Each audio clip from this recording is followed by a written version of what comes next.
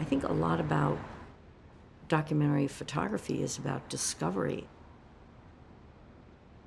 It's an act of faith, and it's an act of curiosity.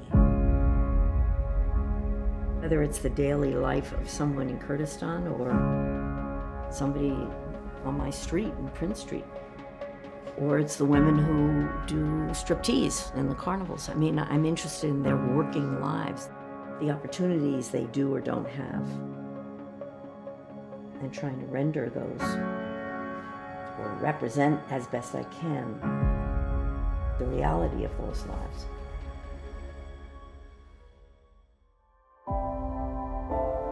I think photography all my life has been about getting to know people. I've often said it's an excuse to be where you don't belong, and I think I still feel that way.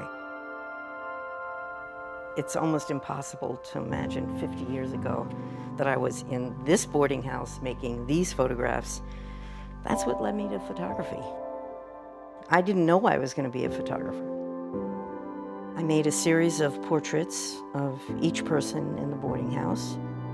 In this case, they all basically told me where they wanted to be in the frame. I let them direct me rather than directing them. And then I asked them what they thought about themselves imaged in this way. That kind of equalized, in a way, the power that photography can often have upon people, and led me to want to build relationships with people. From the beginning of her career, Susan has been interested in asking questions about the role of photography. She's someone who's really interested in the relationships she builds with the people she photographs and what those power structures are. It's always starting a conversation, always starting what you call a collaboration. She's always had very strong strain of collaboration in her work, and also nurturing and supporting younger photographers. The photographs of Prince Street girls are taken within a block of my home on Mott Street. The relationship grew over the years, but it was never organized. These are just moments in their lives. For the most part, they weren't paying much attention to me, and I was just curious to watch them as they grew. They're getting to know me. They're performing to some degree for themselves and for me. The photograph isn't the purpose in a way. It's just the excuse. So in the same way with a room of their own, I wanted to have their voices frame our perceptions. It's very intuitive. It's not planned. I didn't have an assignment. I just wanted to respond, trying to see if I could portray the complexity of their lives. When Susan was a young woman and starting this work, there were even more barriers than there are now for people like Susan to decide, I'm going to be one of the people that goes out into the world and finds out what's going on and tries to show it to other people. What is really striking in the work of Susan, it's her endurance following up her subjects. Whenever she has photographed someone or a particular situation, she will never give up. It isn't even just the places that she's gone to. It's the will to go and the challenge to others to look and see.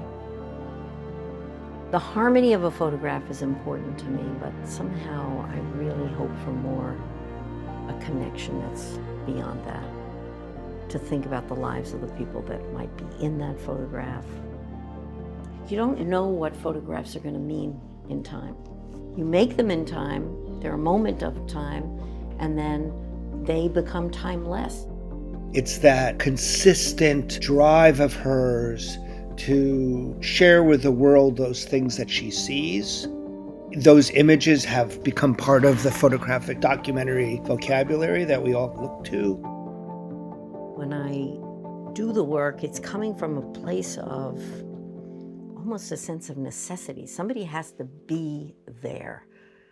Very often, I think that's what leads me to where I don't belong. I'm making work in relation to the people I'm making work with, and in some ways for. It's the essence of what makes being a photographer so special.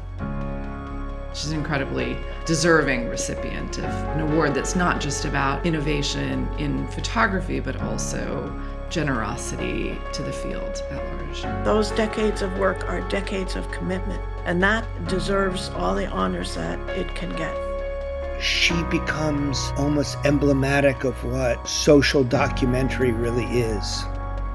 She has built these relationships, she has built this community, and she has done the work under the most difficult conditions. What Susan has done with her life is an inspiration to the community of photography.